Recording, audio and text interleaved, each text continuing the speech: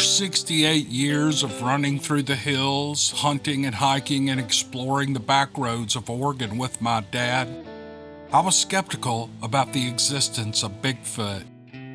Then in July of 2019, I had my first encounter, and it was not exactly a friendly one. When I graduated from high school, I enlisted. I ended up spending a total of 27 years in the Navy, the Army, and the Army Reserves. What? After getting back home and a brief break, I returned to my civilian job as a licensed practical nurse working for our local VA medical center. Once I settled back down, I resumed my explorations of the backcountry up until 2007, and then I had a stroke. The things we were exposed to overseas had started to get the better of me. With my background in the outdoors, you could say that I know just about every big animal that roams our forests and hills and mountains fairly well. That was true until the summer of 2019 when something happened to me that changed my life. In 2019, my big tomcat became ill and passed away. As it had been our practice since the 1960s, I took him to be buried in the place where we buried the rest of our pets over the years. The pet cemetery is located on the shores of a spring-fed fire helipad, a place that firefighting choppers can fill their water buckets. The hill overlooking the pond is covered with beautiful trees and a mixed understory of brush. After a stop at the quarry to pick up some large rocks to cover a new grave, I drove up to the pond and pulled under the trees where I had been burying my cats as they aged and passed away. Our tomcat was named Thomas Schattenjäger, or Thomas the Shadow Hunter in English. Thomas got extremely sick, and no matter what we tried to do for him, he just kept getting worse. It was as if his body was eating him alive. I finally could not handle watching him get sicker by the day, and at the ripe old age of 5, I had the vet put him to sleep while I cradled him in my arms. I took him home where I fixed him a box for a coffin and wrapped him in his favorite little towel, and then I drove him up to lay him to rest next to his friends, Tigger 2 and Shadow. It took a while for me to dig the small grave. It was hot and it was dry, and I was having difficulty breathing that day. We were having the driest year for some time. I was finishing up burying Thomas when I heard small branches breaking as if something big and heavy had stepped on them. About that time, the breeze changed direction and I caught a musky scent. I thought maybe a bear was circling behind me, so I drew my pistol and I chambered around. When I did, all Hades broke loose. There was a loud huff and something took off, stomping through the brush. A bear can't stomp, neither can a big cat. As the creature began stomping and crashing through the brush behind me, it stayed just out of sight. When it was across the pond, it pushed a 20-foot tall snag tree over. Whatever this thing was, it continued grunting and huffing and stomping its feet, and the sound resonated like it was hitting a drum. I finished up and I was gathering my tools when whatever this thing was threw a big rock across the pond. I didn't see where it came from, but I got wet from the water and the mud that it splashed near the bank. This rock was the size of a watermelon, and I threw my tools into my pickup and I got in and started to drive out of there. As I made it to the road, an 8-foot long and nearly 4-inch thick branch landed in the bed of my pickup truck. Now I really wanted to get out of there. I had 2 more intersections to make before I was on the main road out. I made that first turn without anything else being thrown at me, and I was approaching a tight spot where the brush was thick and the road was marshy. When I got to the tight spot, a large rock gouged into the hood of my car, came crashing through the windshield, and finally landed on the front passenger seat. This rock was later weighed in at 80 pounds. I managed to get out of there and home without any further contact. The branch showed that it had been worked by hand. One end looked to have been sharpened by rubbing against an abrasive rock. When I got home, I went to see my insurance agent about getting my windshield and hood replaced or repaired, and I had to share what happened with him. Well, they replaced both the windshield and the hood, and the adjuster wrote it up as if I had hit a large animal. Well, I went back up there to check on the graves of my pets and to plant some wildflower seeds nearby. And when I got there, I found a large, flat piece of river-washed rock sitting on top of Thomas's grave. The nearest place to find such rocks is nearly 5 miles away as the crow flies. Well, I went ahead and planted the seeds and the bulbs using the water from the pond to moisten the ground, and then I headed back out. I reached that same tight spot in the road going out, and another rock hit my windshield. This time it only took a 2-inch divot from the windshield on the passenger side. I have not been back up there since, nor have I heard any stories coming from the many hunters and loggers who hunt that area. I can't say that I'm a complete believer, but at least I now believe that there are some very big and strong creatures living somewhere in those hills, or maybe they were just passing through, I'm not sure. Maybe they were angry because I was near the only water source in the area. There are many what-ifs on this subject. I never saw the creature during this encounter. I did smell him, I did hear him, and I was on the receiving end of its anger. I don't believe these creatures are all that friendly, and I think they can be extremely dangerous. After my stroke, I have had some mobility issues. When I'm up in those hills indulging in my hobby of nature photography, I go fully loaded. I may be in my 70s now, but I will not be run out of the mountains I grew up running around in with my dad by man or beast. I will be making a trip up there this winter to check on things, maybe plant a few more bulbs and wildflower seeds. Take care and be safe and stay healthy. As for those who do not believe what I have related here, all I have to say is, I was there and you were not.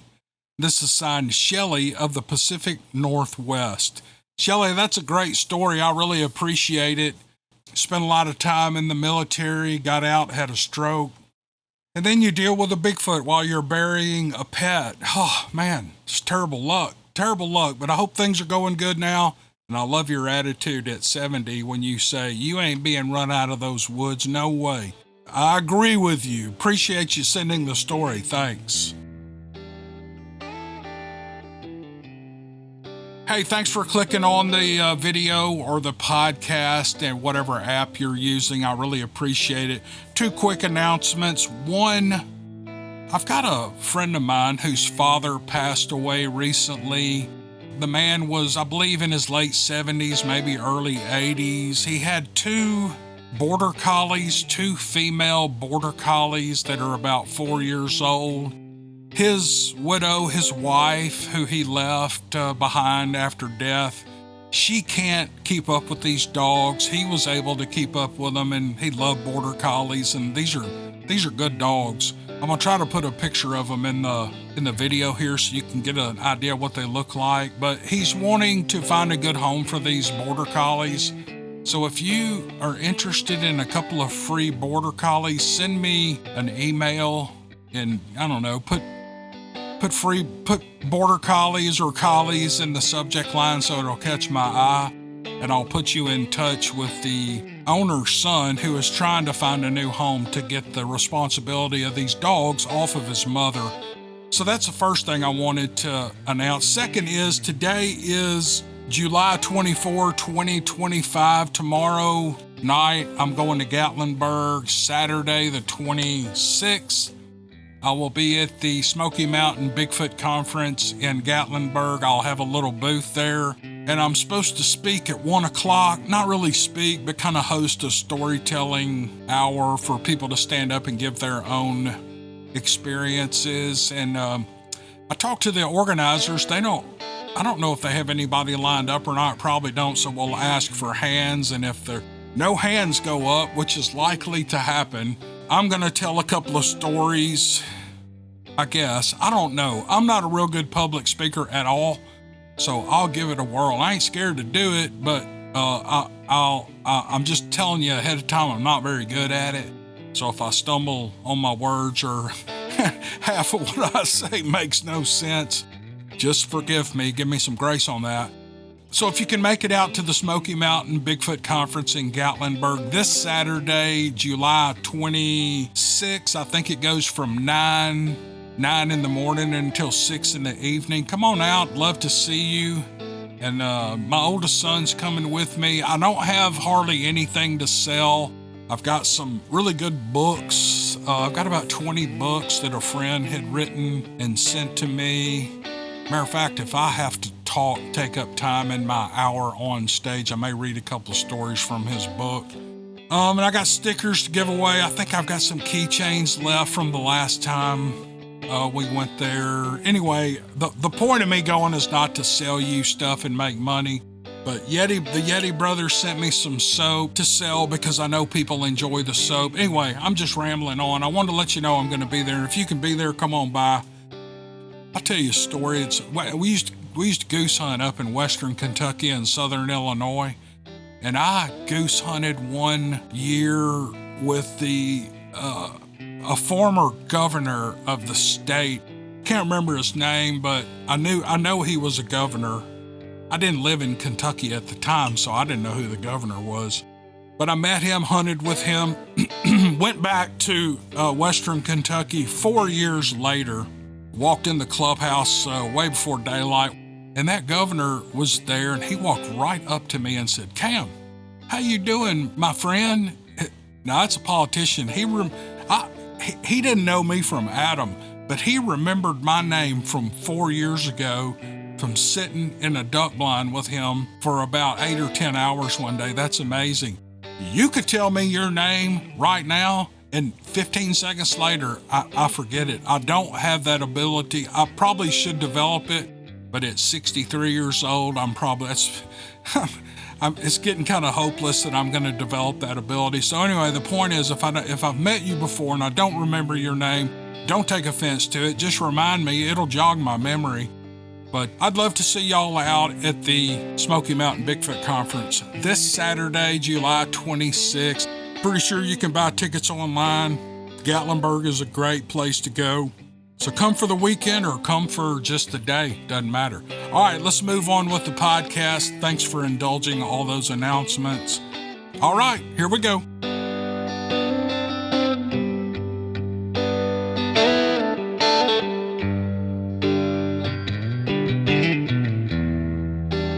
In the year 2001, my boys played on the same Little League team with the girl who lived next door.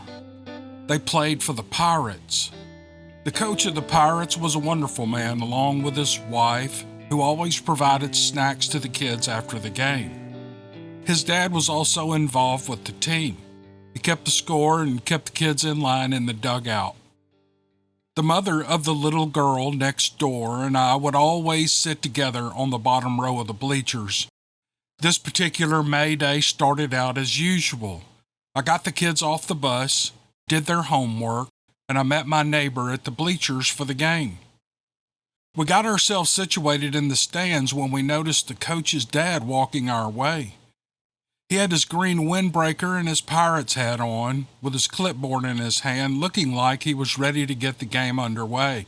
"Hello, Mr. N, how are you?" I greeted him. But Mr. N walked by without even making eye contact. I kind of shrugged it off, and my neighbor said, "He looks like he's in a mood today. He probably didn't hear you." A few minutes later, the coach went to the dugout and got the kids' attention. He told them to sit down and that he had a very important announcement. He turned to the bleachers with tears in his eyes. "I'd like you all to know that my dad passed away in his sleep last night. This game is for Mr. N. Let's win this," he said to the kids, riling them up.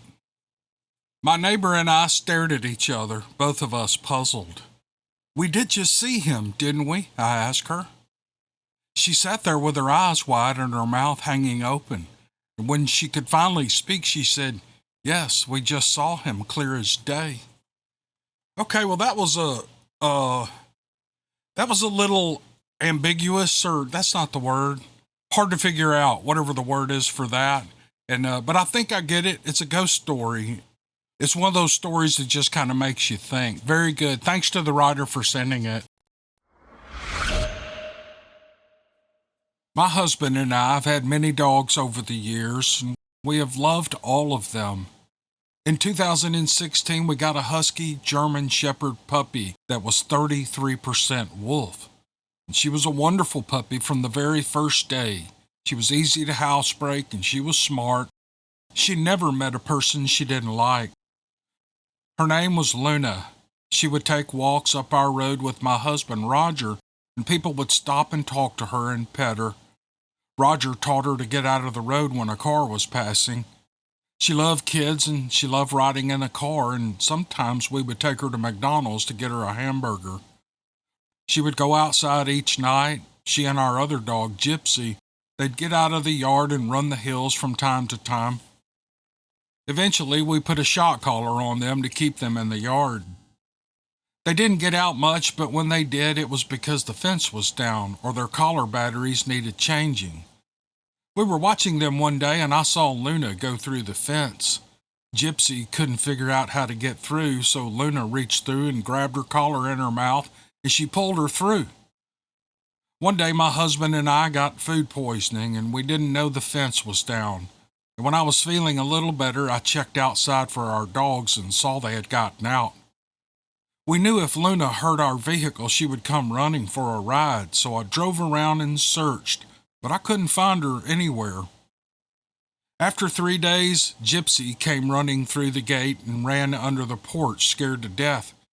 We knew something bad had happened to them because she hid under the porch for 3 days.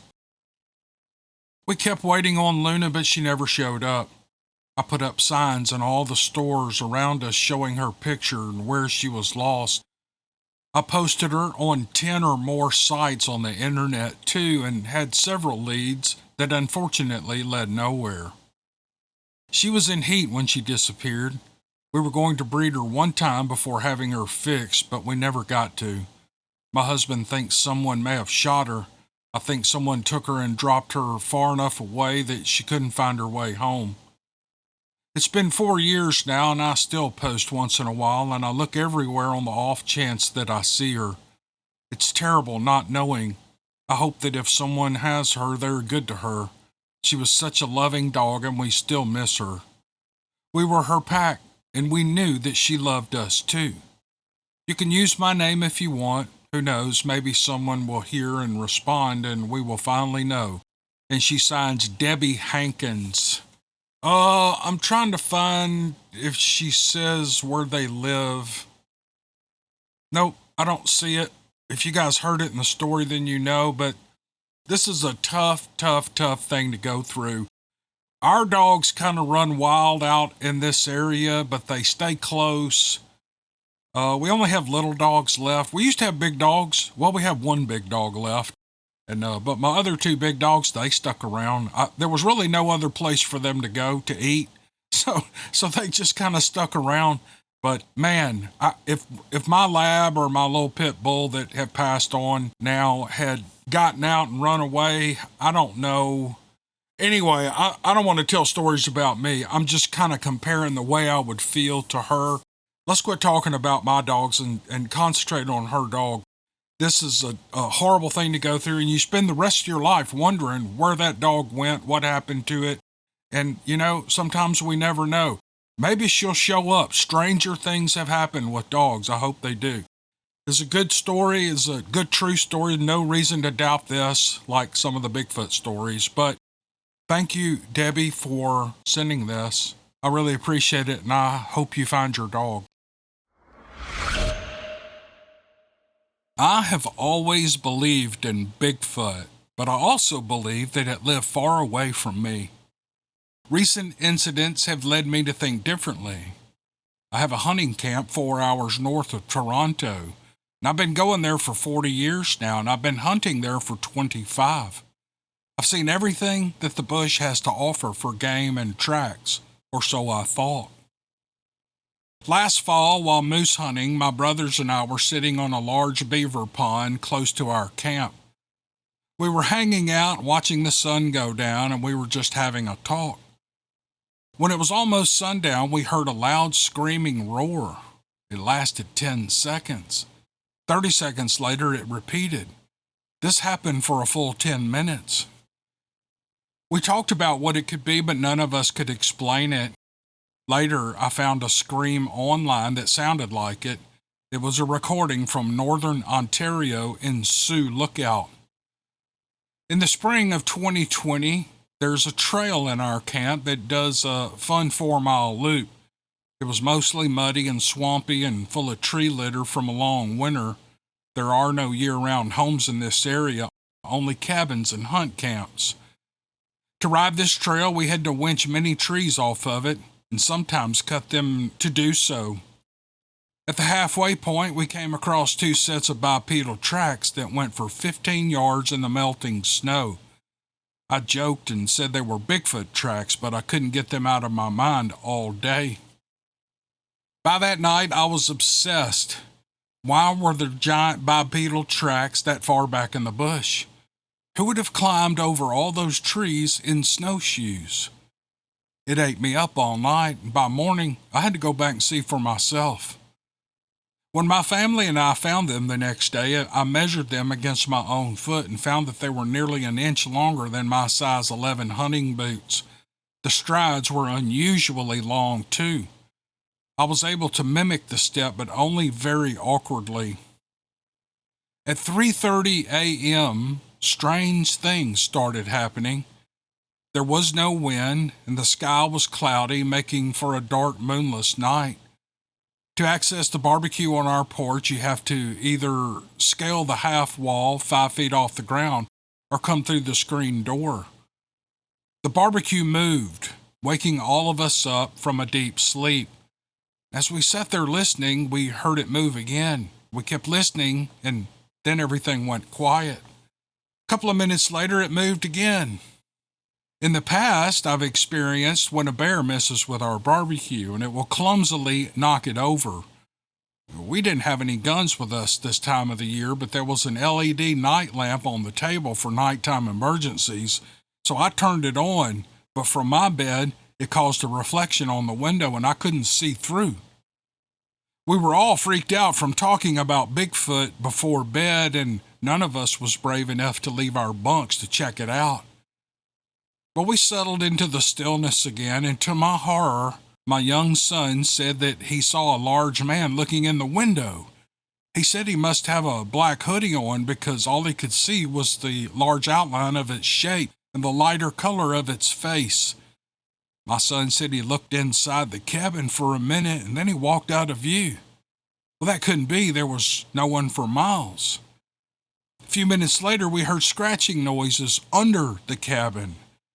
If I had to describe it, it sounded like fingernails scratching on a floor joist. Well, this happened about every 3 or 4 minutes for the next hour and a half. And finally, at 4:30 a.m., it all stopped. By daylight, we all had to pee, and thankfully, the sun had come up. We were all scared to leave the camp at first. After opening the door, I immediately saw a strange track in the driveway. It was right behind my pickup. My dog went straight to it, and I pushed him away to investigate. It was a large barefoot track. I could see the 5 imprinted toes, and when I looked closer, I could see it was actually 3 different footprints all crossing each other, one large, one medium, and one small. Well, this seemed like a sign, as these tracks were right outside the door. We went to where my son had seen the man standing, and sure enough, we saw toe prints there too. I asked my son to go to his bunk and tell me what the height of it was. Using my dog's ball-throwing launcher, I held it above my head to try to figure out the height of whatever this was at the window. At full extension, my son said, "Stop." That was where he could see the black eyes. This put the creature at 9 feet tall.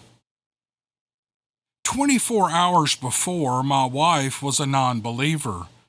But that night changed her mind. The barbecue had indeed been moved. For me to reach the barbecue over the half wall was nearly impossible. I would have had to be another 2 feet taller to be able to grab onto it. Well, we stayed away from that trail that day in hopes that we wouldn't get another visit. Luckily, the next night was without incident. Oh, man.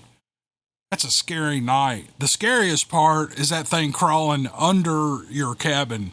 And you can hear it under there clawing at the floor joist, probably moving around, grabbing floor joists and pulling itself along. Woo! Man. And you can't run, because if you run, it's dark outside. You can't see anything.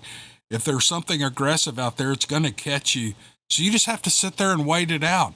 It's like the classic cabin in the woods story. I love this story, and I'm glad everything's okay. Appreciate the writer for sending it. Thank you very much.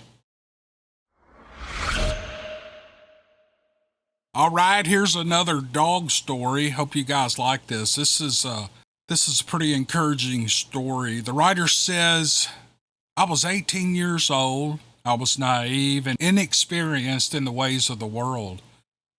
I had just graduated high school and left home to move in with my boyfriend in the south side of San Jose, California. I had a 1970s model Toyota Celica that was very worn out but still roadworthy, and I had bought it for $650 that I earned at my after-school job. And I loved that car, and I was very proud of my new wheels.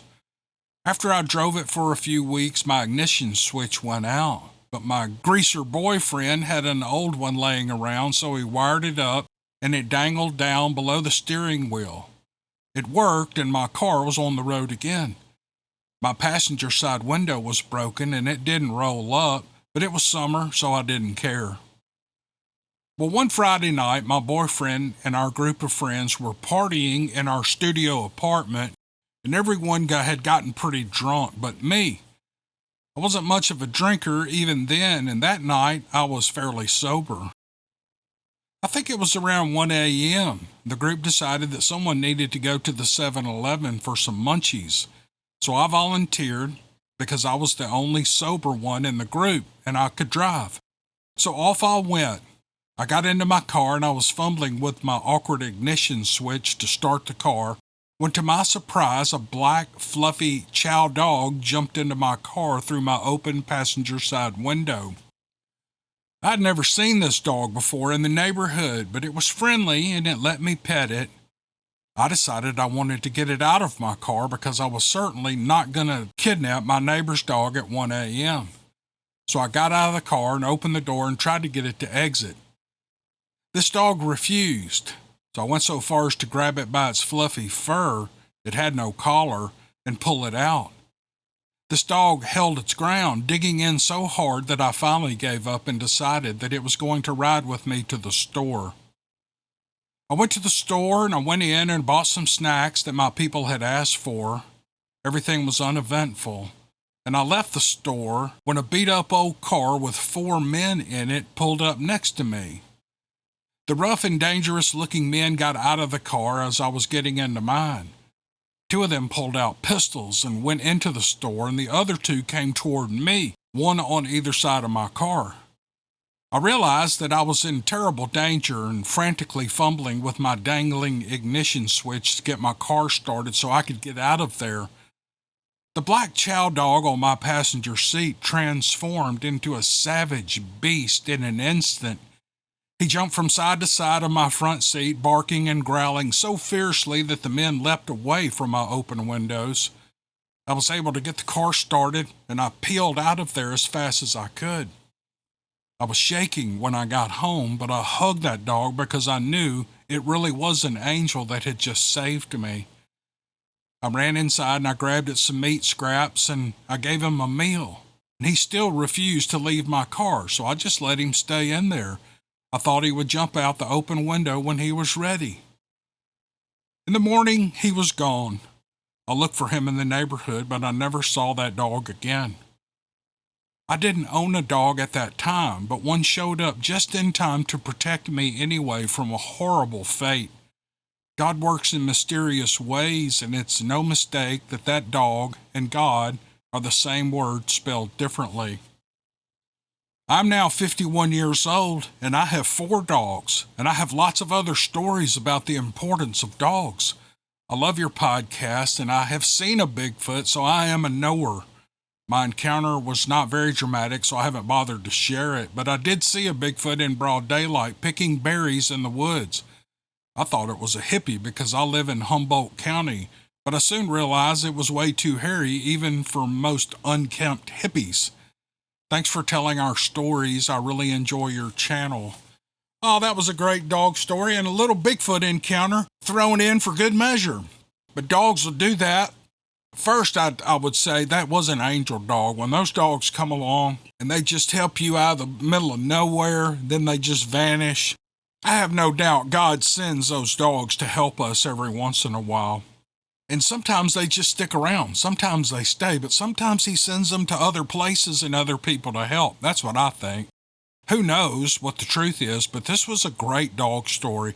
I love these dog stories. If you guys have any, I've got several. I'm looking at about 6 here in my list. One of them is a fictional story, but the writer told me it's based on a true story. I'm going to do that in a week or two, but I'm going to drop these dog stories in here and there. I asked for them. I love them, and I've got enough to have a little bit of a series going, so we're going to start doing those and dropping those in podcasts. So thank you to this writer, both writers in this podcast, for the dog stories, and we've got more coming, so thank you guys. Okay, let's end the regular part of this podcast up with a Bigfoot story, and then we're going to have some archives after this. So this is a pretty good one. This is a North Alabama story that I think you guys are going to like. It was December of 1996 in Northwest Alabama, and I had gotten off work early. As I often did, I decided to go deer hunting on some family property before dark. I had a tree stand set up that I left for the season, as there was never anyone else out in my spot but me. I parked the truck at my uncle's house and began to walk in. I went down the hill, crossed a small creek, and made my way to an old logging road that hadn't been used for several years. This road was on the side of the hill that followed the creek all the way to my stand. The creek was to my right, with the ridge to my left. At my stand, the land flattened out in a bottom almost like a bowl, and there was always something moving in there. I made it to my stand, pulled my rifle up, and I settled in. It was unusually warm and very comfortable. After a while, I noticed the woods had gone totally quiet and still. Nothing was moving, and there were no sounds at all. It was dead silent. Well, this kind of concerned me for reasons I didn't quite understand, and I began feeling creeped out and uneasy. It got to the point that I decided to climb down and make my way out. I hadn't walked more than a few yards on the old logging road when I heard something on top of the ridge.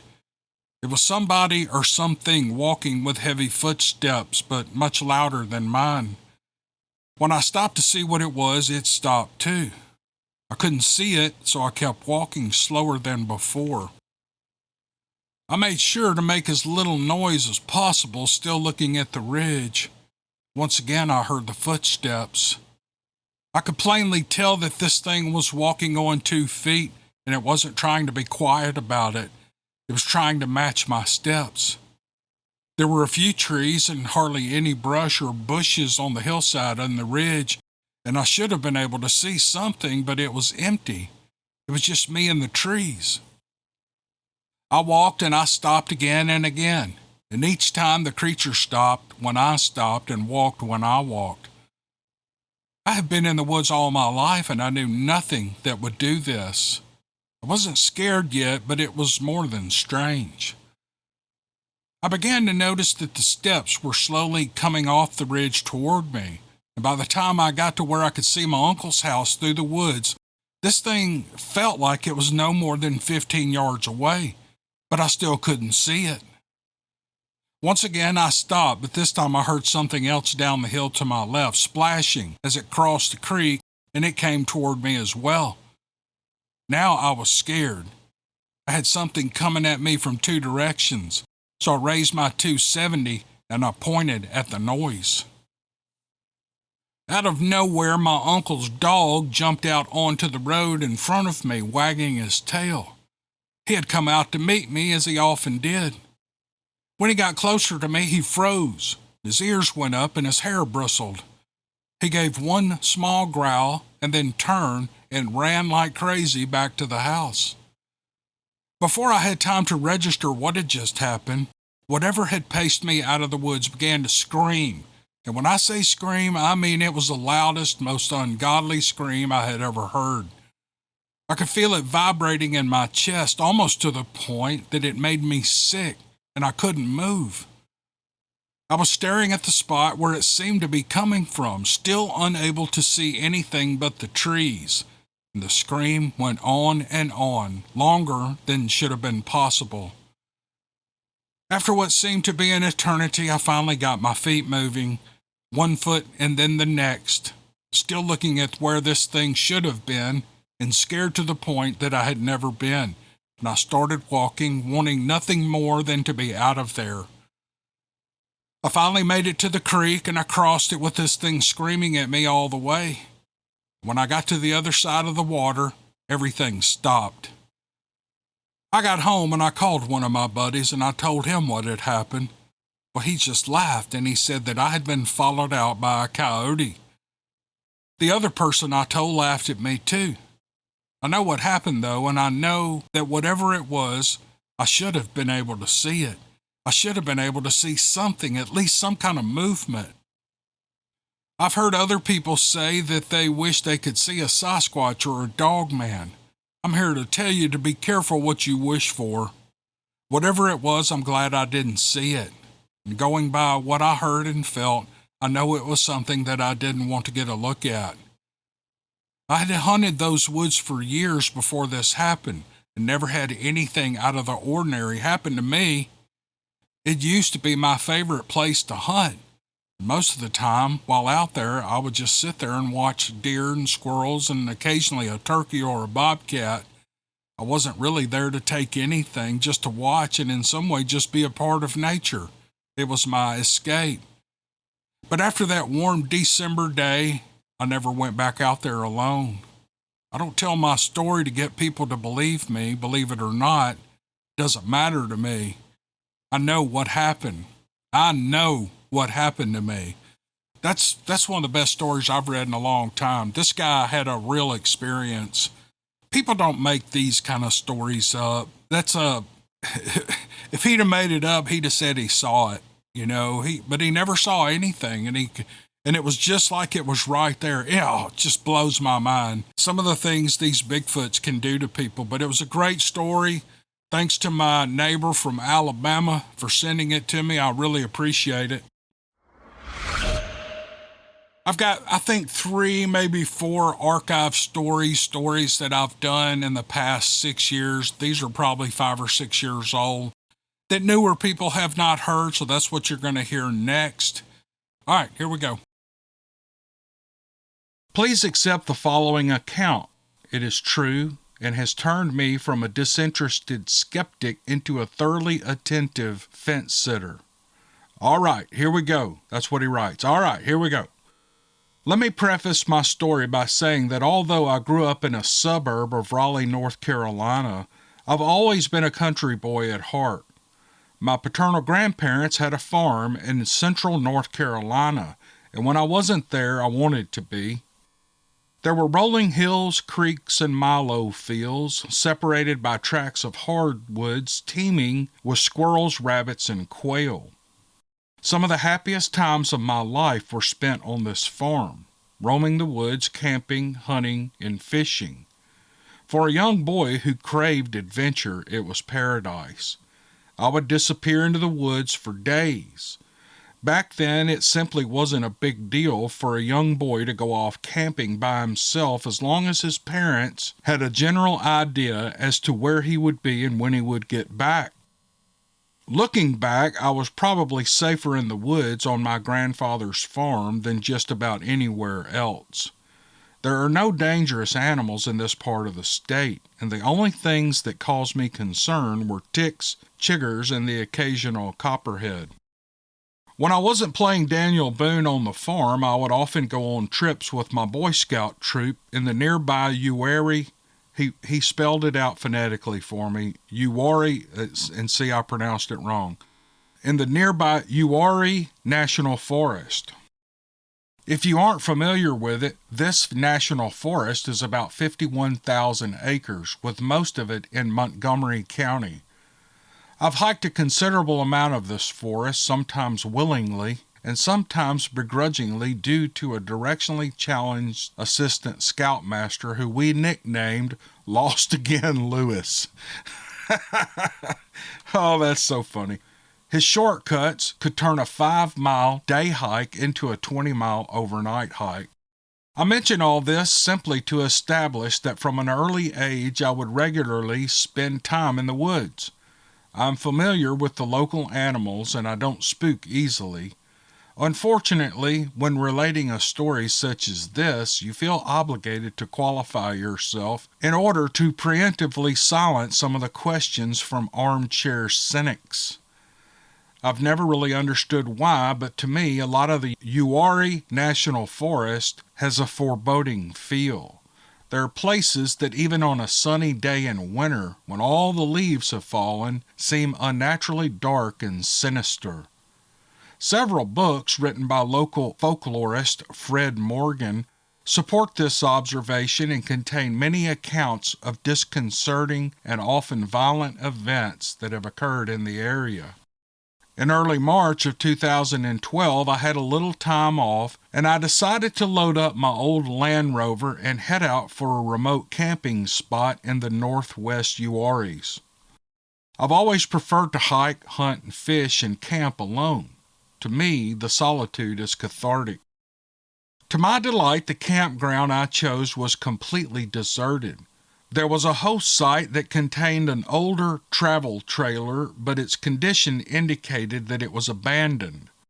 I selected a site at the very end of a loop road, as far from the unoccupied trailer and as close to the dense woods as I could get. I planned on being there at least 4 or 5 days, so I set up my large 6-person Cabela's dome tent rather than my smaller backpacking tent. After eating supper, I decided to turn in early. It was already getting dark and I was bushed. I settled into my sleeping bag and turned off my lantern and was very quickly fast asleep. Around midnight, I was awoken by a distant howl that my sleep-addled mind tells me is probably a wolf, even though I know there are no wolves in central North Carolina. In response to the cry, a pack of dogs began to bay. I lay still for a few minutes listening to all the racket, but soon it died down and all was quiet. Having heard many odd noises while in the woods and being a pragmatic, I chuckled to myself and tried to go back to sleep. My sixth sense was tapping me on the shoulder and saying that something wasn't exactly right, but I closed my eyes anyway. 10 to 15 minutes later, as I began to drift back to sleep, the howls repeated, and this time it was closer. Again, it was a similar cry of a wolf, but the tone wasn't quite right. It was lower and deeper. The dogs again reacted with a chorus of yowling, but they seemed rather far away. They were reacting to an unknown caller, but they were not following it, or it had eluded them. At this point, I was a bit puzzled, but certainly not scared. It bothered me that I couldn't identify the animal that was making the yells, but I knew for an absolute fact that there were no dangerous animals in this part of the state. Also, I had a pistol on me, and what were the odds that this animal, whatever it was, would come directly to me into my camp? There was no chance at all, right? Again, I shrugged and closed my eyes. This time, I fell into a deep, comfortable sleep. 45 minutes later, I'm jolted awake by a rumbling bellow that seemed right on top of me, and it was just as loud, very loud. My first thought, as I shook the sleep from my head, was that someone outside my tent was roaring at me through a bullhorn. It was so close, so unidentifiable, and so loud that I was immediately terrified.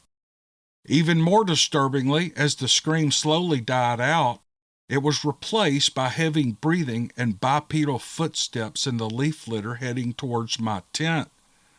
I tried to convince myself that this must be a person playing a dangerous practical joke, but the steps were much too heavy. I remember having the bizarre thought that this prankster must be stomping around with anvils tied to their shoes. And that absurd idea made me quickly realize that this was no prank. There was an exceptionally large and angry animal outside my tent, and I had no idea what it was. Sitting up, but still halfway in my sleeping bag, I slowly and quietly scooched to the middle of the large tent, ridiculously believing that somehow being in the center would provide some safety. I quietly grabbed my compact 9mm out of my duffel bag, and I slowly flipped the safety and I listened. When you're truly frightened, you feel flushed, your senses seem to sharpen, and time appears to slow down. I could hear every leaf and twig that broke under this creature's feet as it approached. I also vividly recall turning my head towards the oncoming noise, and with each footfall seeing small ripples being created and a half-empty bottle of water across the dark tent, exactly like in the first Jurassic Park movie. Options ran through my mind. I could yell out and hope that whatever this was would be startled and leave. I could step out of the tent and confront it, or I could remain quiet and see what happened. I had no idea what was outside, so I decided to sit still and wait. The footsteps were getting closer, but they slowed in pace. They stopped at what I guessed would be about 10 feet away from my tent. I had my pistol pointed in this thing's direction, and I was debating whether to fire off a couple of blind rounds through the tent wall. I'm very conscious about gun safety and would normally never consider this, but abject terror can result in bad decisions. In retrospect, I genuinely believe that had this creature taken another couple of steps towards me, I would have emptied the clip. Well, thankfully, I didn't. The animal was now standing still, and it began making an odd snuffling sound that led me to believe it was smelling the air. It reminded me of a pig grunting, only deeper, and it was always followed by a long and heavy exhale. The animal was a few feet outside, sniffing and grunting and snorting, trying to determine its next step, and I was sitting in the middle of the tent, sweating and horrified with a death grip on my little pistol. This went on for what seemed like several minutes, though more likely it was only 30 to 40 seconds. I was so tense that my arm holding the pistol began to shake, and I felt like I was going to hyperventilate. I felt that I was close to a physical and mental breaking point, and I knew that I desperately needed for this to end. After a few more frantic seconds of thought, I realized that, for good or bad, I must try to take control of the situation. I resolved to quietly slip out of my sleeping bag, slit open the back tent, and jump out ready to shoot. I made a bit of noise while trying to slide my legs out of the sleeping bag, and the animal let out a grunt that almost sounded like a question. There was an upward inflection at the end of the noise that made me think it might have been confused. Looking back, I believe it may not have been certain that I was in the tent until I heard the movement. I froze, and for a few more seconds there was an absolute and terrifying silence.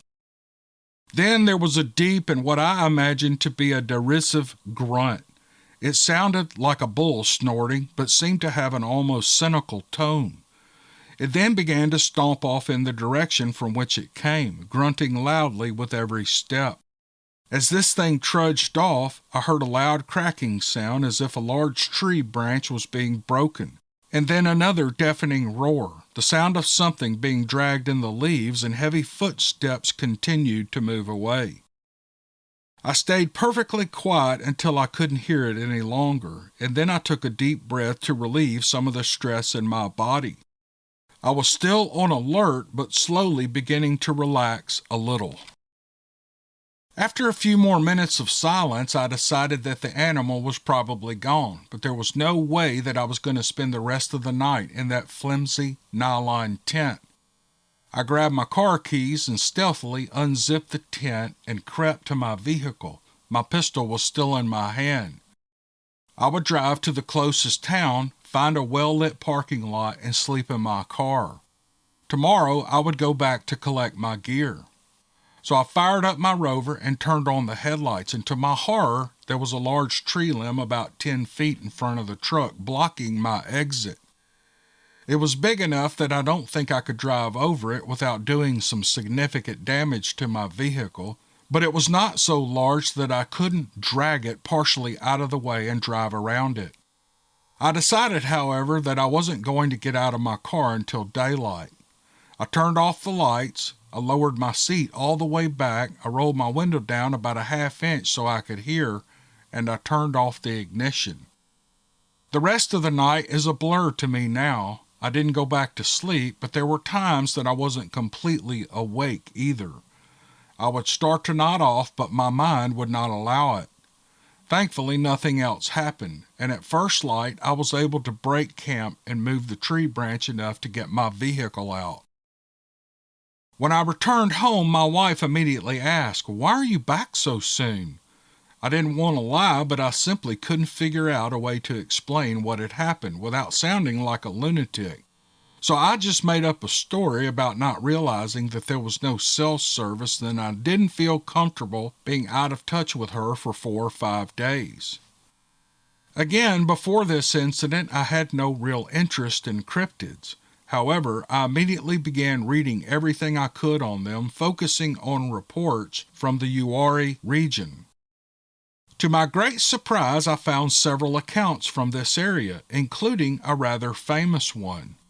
I learned that I was remarkably close to the sighting made by Michael Green, I think that's his name, who at the time was involved with the BFRO in North Carolina, and who had recorded thermal video of a humanoid figure snatching a candy bar from the top of a tree stump.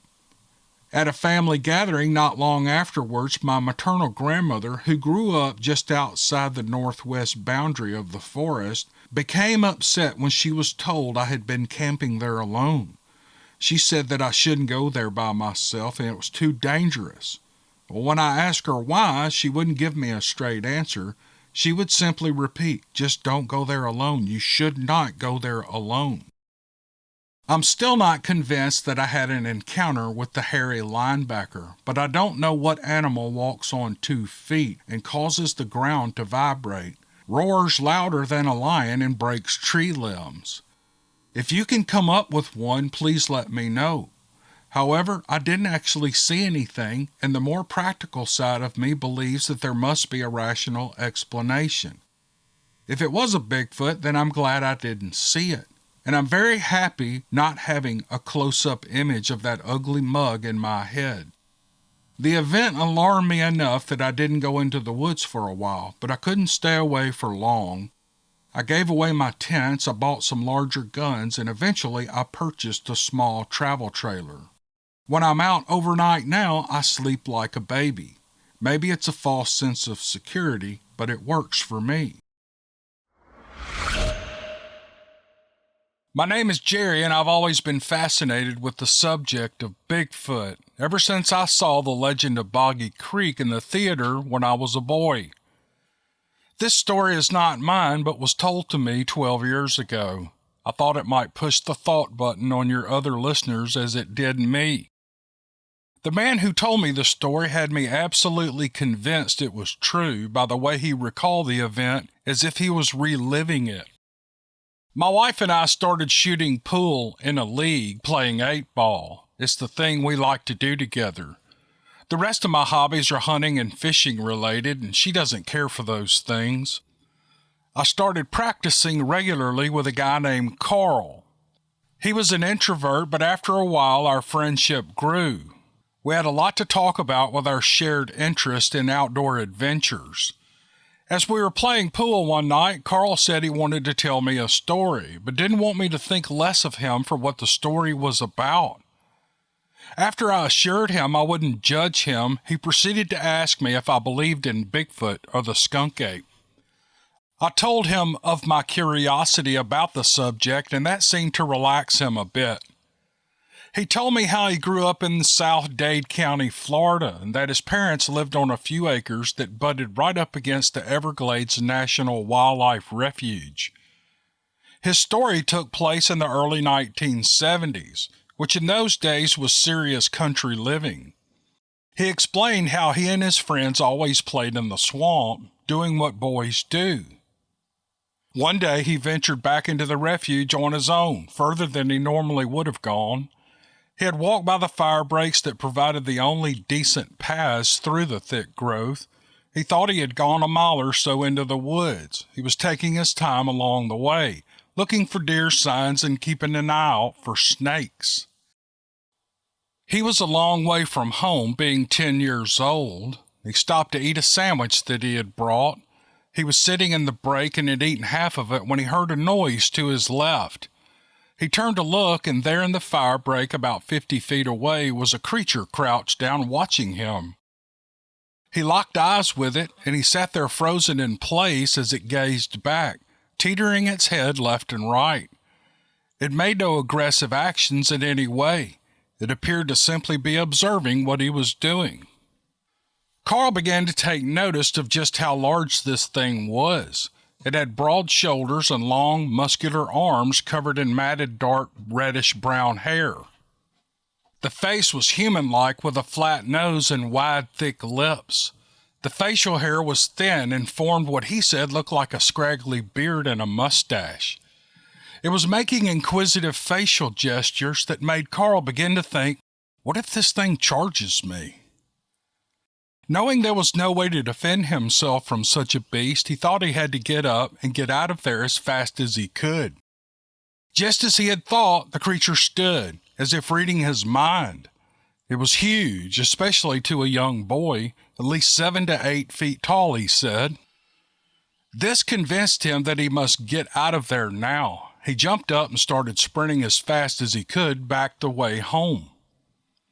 He kept running and running, periodically looking back to see if it was following him, but he didn't see it. Relieved that his backyard had now come into view, he looked back once more, and not seeing it, he stopped running and walked the last few hundred yards. Just as he got to his backyard, where the fire break takes a 90-degree turn along the property line, he looked to his right, and there it was. Again, it was only about 50 feet away, crouched in a break just off his backyard, and it was looking at him, twisting and tilting its head.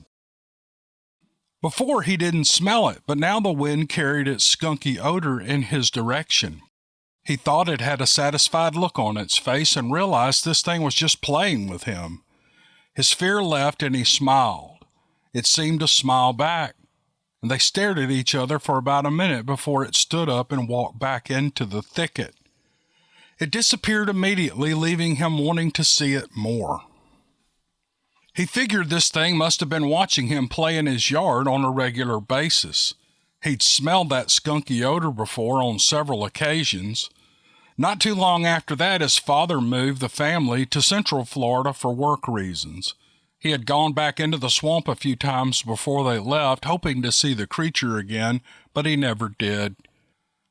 I don't know where Carl is these days, but if we ever cross paths again, I would love to hear him tell his story to me one more time. I'm born and raised in upstate New York and have been hiking since I was 4 years old. Beyond hiking, I'm an avid kayaker, fisher, and hunter. And I tell you this to set the tone that I'm familiar with outdoors and have encountered everything from black bears to white-tailed deer from a very young age. I've never had any fear of the forest, and when I was an awkward teenager, I sought refuge in the dense forest surrounding my home in Richmond Hills of New York. Some of you may know the area by its notable ski resort, Bristol Mountain. This story, however, takes place in the Blue Ridge Mountains, just outside of Asheville, North Carolina. I apologize in advance because this will be a long one in order to convey the necessary details. I was about 25 years old at the time. I'm now 31, but I remember it like it was yesterday. At the time, I was in a very strained living situation with my ex-boyfriend, John. It is important for the sake of this story that you understand that he was a simply terrible person. He was quick to anger, verbally abusive, and just overall a miserable, wretched human being. In a last attempt to find some positivity in this situation, I came up with the idea to take a trip to the mountains. I'd never been there before and I was eager to get away. We packed up my tiny car, an Acura Integra with supplies, and my best friend Lola, a pure white lab husky pit bull mix. My dog was only about 6 months old at the time and had more energy than the Energizer Bunny. Lola was not very well behaved yet, and I was still very much committed to her training. Remember this. After a 6-hour drive from my current residence at the time, outside of Raleigh, North Carolina, we arrived in the lovely Asheville area. The next 2 days we spent our time driving up and down the Blue Ridge Parkway, stopping at overlooks and hiking in search of the many beautiful waterfalls. The 4th of July holiday had brought crowds of people to the area, and I found myself searching for areas less traveled to get away and into the serenity of the mountains. On the 3rd day, things were unraveling quickly with John, and I was severely debating my life choices.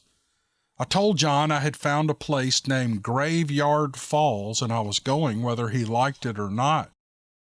Now for some background information on this area. It is a heavily traveled area because it has a natural water slide for families to enjoy. I decided, crowd or not, I was going to enjoy the experience one way or the other. John argued with me as usual and finally gave up when I told him in no uncertain terms that if he didn't like it, he could get the hell out of my car and find his own way home. I was at my breaking point with him, and I knew my family would help me to get back in a better direction. We pulled into an overflow parking lot at the trailhead for Graveyard Fall. After gathering my things and getting Lola into her harness, I surveyed the area. The parking lot sat above the trail, where you could see it steadily sloping down until it comes to a split and both directions were swallowed by the thick forest. I watched as every person I saw took the path to the right, and I quickly gathered that was the way to the falls. This was confirmed when I saw a family come from that way wrapped in towels and smiling from ear to ear. The 3 of us started down the trail, and a sweet older couple that I would gauge to be in their mid to late 60s asked if I was familiar with the area. I told them no and that I was from New York. They told me they were from New York as well, and they wanted to see the falls, but the woman was concerned that her husband may not be able to handle the terrain. I advised her to check with the park rangers so they could give them advice on the trails that may be easier for them, and she thanked me for the idea and we wished each other well. John was visibly irritated about me taking too long to speak with the couple and was gesturing me to hurry up.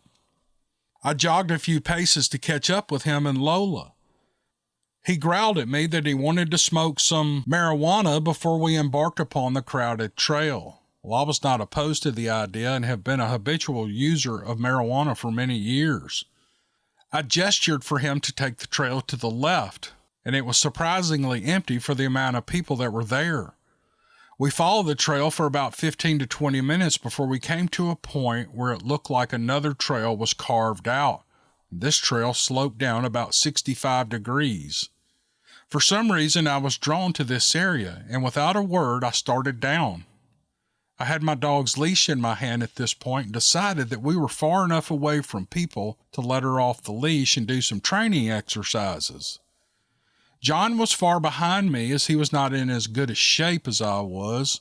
Lola and I did a couple of sit and stay commands while we waited for him. Finally, the 3 of us reached the bottom of this trail. I was elated to find that we were now in a lush green meadow with a small crystal clear pond. The scene was picturesque and I felt completely relaxed, ignoring John's grumbling.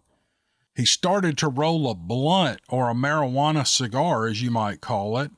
I played with Lola, tossing her sticks and running barefoot through the water with her. My second pass of the pond, I noticed what I can only describe as a hat sitting on a rock that was half submerged in the water. I walked closer to it, and it was a dark green hat with feathers attached. My first thought was it looked Native American. I was no more than 2 inches from touching it when I heard the lighter click as John hit the blunt. I was at that moment the hair stood up on the back of my neck. John called to me to come and take a hit from the blunt, and I stood rooted in the spot staring at this hat. Lola returned to my side and nudged my hand with her nose. This snapped me out of whatever trance I was in, and I immediately felt the need to run like hell. I repressed this feeling, telling myself to calm down and that I was being ridiculous. I told John about the hat, and he just said it was probably a hangout spot for locals. I didn't respond and hit the blunt once. As I sat, I realized the forest had gone completely silent. No birds, no squirrels, no occasional holler from fellow tourists I had frequently heard upon my descent to the spot that we were sitting. It was just complete eerie silence. This was my first sign, and I stood up quickly and I told John something was not right and that I was leaving. He called me names and yelled at me because he wanted to stay. I didn't hesitate.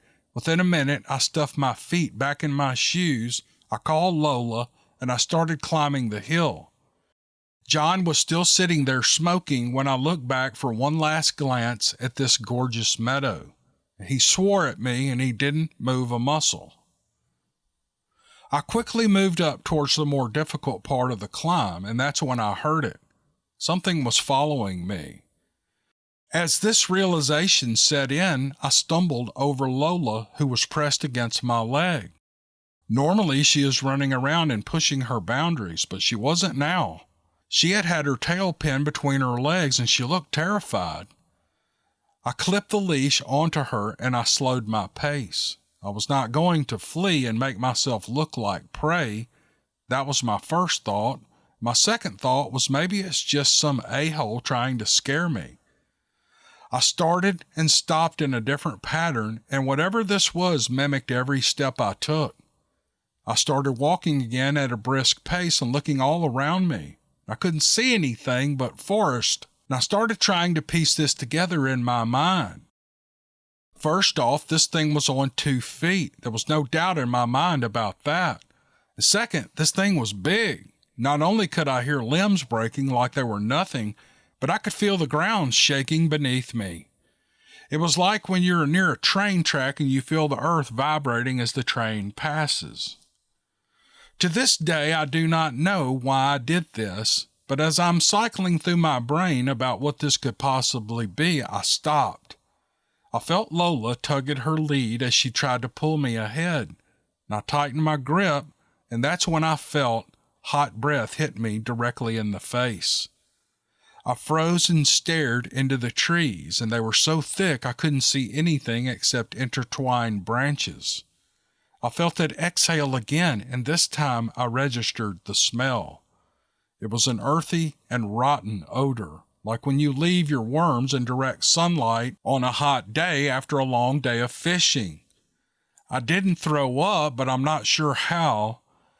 At this point, Lola started to whine. Any sense of control over my actions was gone at this point. I grabbed my girl and I ran until I reached the fork in the trail and I heard people again. I'm 5 foot tall, and at that time I weighed about 100 pounds soaking wet. My dog was about 45 pounds at that age, almost full grown, and I picked her up like the morning newspaper. Adrenaline is a funny thing. The story does not end there. I reached the trail out of breath and shaking like a leaf. I put my dog on the ground as I finally felt the true toll of her weight hit me. At this point, I was looking like a crazy person, spinning around and looking everywhere for whatever this thing was. Was it still after me? And most importantly, what the hell was it? At this point, I heard a familiar voice, and it was the older couple. The woman saw me and asked me if I was okay. She was clearly concerned for me. It took me a few moments to catch my breath and attempt to speak. I told her something had chased me and we all need to get out of there. Well, she seemed unsure of what to say and stared at me as if to try and figure out what I was telling her. In the most polite tone I could muster, I told her something is out there and it's not safe here. I'm leaving immediately. And that's when she told me, "Dear, you were only gone a couple of minutes. My husband and I turned around after we talked to you to go speak with the rangers at the visitor center." My expression must have given me away because she said, "Are you sure you're okay? You don't look very good." I stuttered, "Yeah, I'm okay." And I assured her I was parked in the lot above and that I was going to rest in my car. We said goodbye again and I continued towards the lot. It was then that I realized John was still not behind me. I looked up at the sky as my feet touched the gravel and I watched a massive storm cloud roll over to the top of me. My heart sank as I pondered his fate. I didn't like the guy, but I didn't want to be responsible for whatever was going to happen to him. I remembered the moment that I had my hand over my key and I heard someone sprinting up behind me. It was John.